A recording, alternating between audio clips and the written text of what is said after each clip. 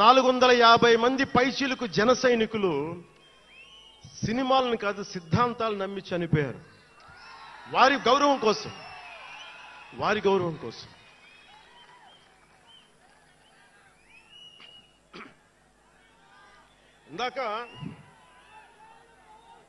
ఇందాక వద్దాం ఆగకూడదు. వినండి. మీరు వింటలేదని అర్థం. నా పేరు అరుస్తున్నారు అంటే మీరు నా మాట వింటలేదని. నా మాట వింటే 151 ఉన్న సీట్లు పార్టీ పోయింది. అందుకే నా మాట వినాలి. కూర్చోండి.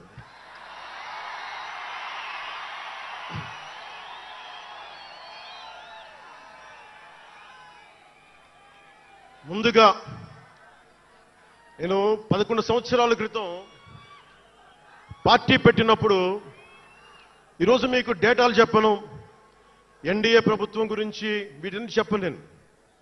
నేను మీతోటి 11 సంవత్సరాలు పార్టీని ఎలా నడిపాం, ఏ బేసిస్తో నడిపాం, నా కష్టాలేంటి, నేను పడ్డ ఇబ్బందులేంటి, కొన్ని పంచుకుంటాను.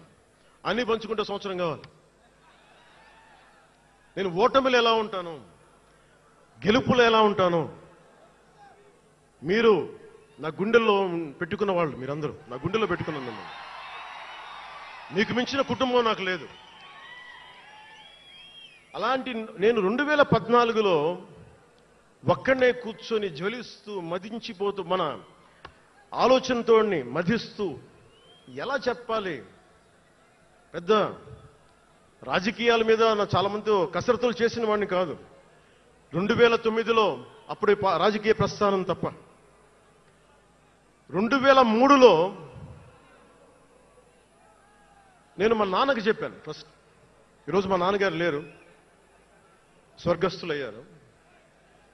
మా నాన్నకి మా అమ్మకి 2003లో చెప్పారు, అమ్మ నేను ఒకరోజు పాలిటిక్స్కి వెళ్తాను. మా మా నాన్నకి నచ్చల మాట. శుభ్రమైన కెరీర్ పెట్టుకొని పిచ్చేంట్రా నీగానే. కానీ నేను చెప్పలేకపోయినా. ఆ రోజున నేను సినిమాలని దృష్టిలో పెట్టుకొని ఎదగలేదు, సమాజాన్ని దేశాన్ని దృష్టిలో పెట్టుకొని ఎదిగాను. సినిమా నాకు ఉపకరణం అయింది కానీ సినిమా నా జీవితం కాలం. చెప్పలేకపోయినా ఆ రోజున.